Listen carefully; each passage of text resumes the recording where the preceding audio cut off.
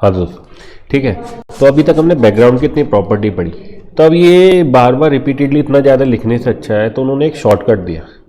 क्या दिया कि आप इन सारी प्रॉपर्टीज़ को आप सिंपल एक बैकग्राउंड प्रॉपर्टी की बैकग्राउंड की CSS की जो बैकग्राउंड प्रॉपर्टी है उसके अंदर स्पेसिफाई कर सकते हो। तो आती है बैकग्राउंड। ये क्या है, बेसिकली इन सारी प्रॉपर्टीज़ की वैल्यू आप इस सिंगल बैकग्राउंड के अंदर स्पेसिफाई कर सकते हो, सारी वैल्यू। कैसे? अब मैं क्या करता हूँ, थोड़ा सा प्रोजेक्ट को फिनिशअप कर क्लीन कर देता हूँ, इसको गायब किया, डिव टैग है आपके पास एक, बस ठीक है। अब इसके पैराग्राफ के भी थोड़ी सी कम कर देते हैं लेंथ यार, ठीक है। तो ये आपका, अब मैंने क्या कहा कि ये जो PP1 है इसको भी रिमूव कर दिया, कोई दिक्कत नहीं।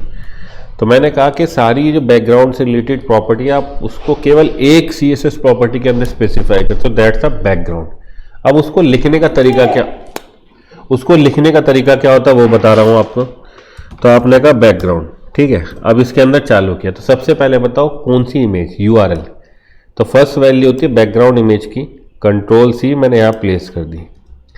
मैंने कहा बैकग्राउंड के अंदर सबसे पहले URL। अब इसका काम खत्म। फिर हमने कहा क्या कि भाई इस इमेज को आप कहाँ प्लेस करना चाहते हो, पोजीशन हमने कहा सेंटर। सबसे पहले उसको सेंटर में प्लेस कर, देन उसको एक्सपेंड कर दे, पूरा कवर कर ले पूरे बैकग्राउंड इमेज को। थर्ड, आप इसको रिपीट कराना चाहते हो या नहीं कराना चाहते हो, तो आपने 4 वैल्यू दी थी, नो रिपीट, ठीक है। आप इसको बैकग्राउंड के साथ अटैच करना चाहते हो, उसका अटैचमेंट फिक्स रखना चाहते हो या नहीं, तो आपने थर्ड वैल्यू दी थी बैकग्राउंड अटैचमेंट, ठीक है। तो मैंने क्या कहा कि आप अब ये सारी चीज़ों को मैं हटा सकता हूँ सीधा, इसको रिमूव किया, बैकग्राउंड से रिलेटेड जितनी चीज़ थी उसको आप इस simple single background CSS property के थ्रू वैल्यू असाइन कर सकते हो। ये शॉर्टकट है जिसके थ्रू आप बैकग्राउंड से रिलेटेड जितनी वैल्यू है, तो पहली वैल्यू बैकग्राउंड इमेज की, देन सेंटर कहाँ प्लेस करे, कवर कितना एरिया कवर करे, देन उसको रिपीट करे या ना करे, अटैचमेंट फिक्स रखे या ना रखें। देखो नो रिपीट और फिक्स ये आपस में इंटरचेंज कर सकते हो आप। कैसे?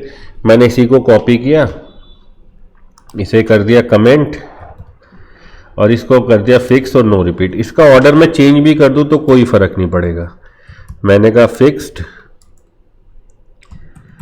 और नो रिपीट,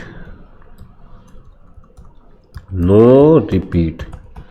अगर आप इनके ऑर्डर भी चेंज कर देते हो तो कोई फर्क नहीं पड़ा, आपका आउटपुट दिखा रहा है। बट अगर मैं सेंटर और कवर इसका ऑर्डर चेंज कर देता हूं तो मेरा इफेक्ट आएगा, तो मुझे कुछ विजिबल नहीं होगा। तो आप इस पॉइंट को याद रखना कि कभी कभी हम जल्दी में लिख देते हैं। तो अगर मैं इसको इंटरचेंज कर दूं सेंटर और कवर के, तब ये वर्क नहीं करेगा। कवर, अब मैंने इसको चेंज कर दिया सेंटर,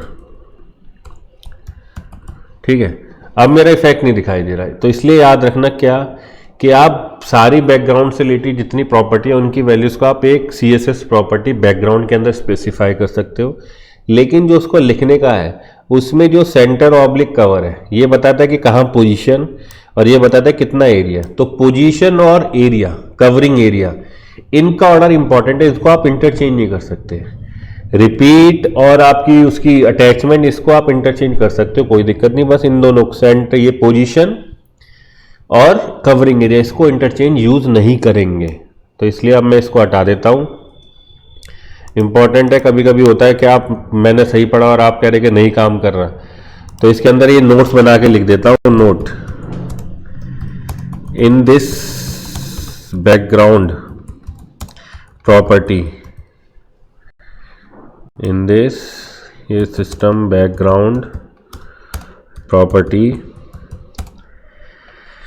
पोजीशन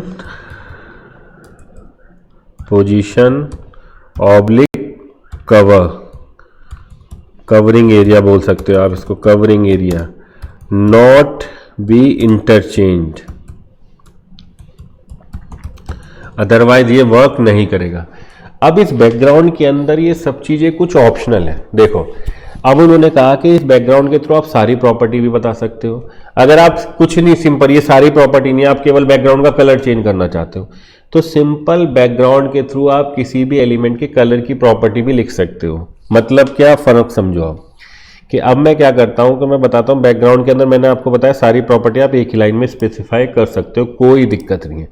अब मैं बताता हूं इस बैकग्राउंड से फायदा क्या क्या है सीधा इस बैकग्राउंड CSS प्रॉपर्टी से। तो मैंने सारा हटा दिया रामायण, अब मुझे कुछ चाहिए नहीं, थोड़ा सा क्लीन अप किया अपने प्रोजेक्ट के साथ।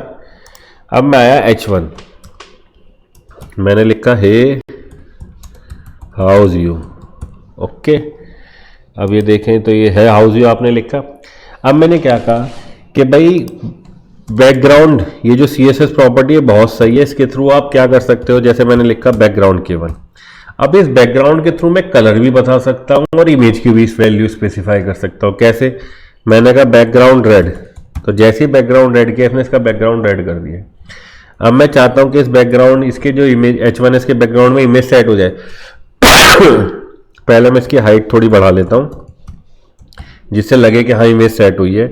तो हाइट हमने कर दी 200 पिक्सल, 200 पिक्सल। तो अब मैंने कहा बैकग्राउंड, अब मैं इमेज लगाना चाहता हूँ, मैंने कहा URL, तो क्या दे दी इमेज small.jpeg, जैसी लिखी देखो स्मॉल इमेज लग गई आपकी। मतलब क्या, एक सिंगल बैकग्राउंड प्रॉपर्टी के थ्रू आप काफ़ी बड़ी सारी वैल्यूज भी असाइन कर सकते हो इनको, बैकग्राउंड कलर इमेज, और एक सिंगल बैकग्राउंड के थ्रू आप कलर भी बता सकते हो और उसकी इमेज भी बता सकते हो। तो ये बहुत इंपॉर्टेंट है। तो उन्होंने क्या कहा कि उन्होंने कहा कि हर चीज़ अलग, बैकग्राउंड, रिपीट, पोजीशन, ये सब अलग अलग बताने की जरूरत नहीं। आप single CSS property named as background उसके थ्रू आप बता सकते हो एक ही लाइन के अंदर। सेकंड क्या कि बाय यूजिंग बैकग्राउंड प्रॉपर्टी आप कलर भी चेंज कर सकते हो, उसमें इमेज भी प्लेस कर सकते हो, उसके तरह आप यूज़ कर सकते हो। तो अब हम केवल सारा वर्क जो करेंगे, मैं हर जगह आपको यही लिखता हुआ दिखूंगा बैकग्राउंड, इसके अंदर कभी तो कलर वैल्यू असाइन कर दूंगा, कभी इमेज की लोकेशन। तो कभी कंफ्यूज मत होना, आप दोनों चीज़ इजीली यूज़ कर सकते हो। तो बैकग्राउंड आपका शॉर्टकट है जिसके थ्रू आप बैकग्राउंड से रिलेटेड सारी CSS प्रॉपर्टीज़ को वैल्यू असाइन कर सकते हो एक ही लाइन के अंदर। ठीक है दोस्तों, तो आई थिंक आपको ये बैकग्राउंड से रिलेटेड चीज़ समझ में आ गई।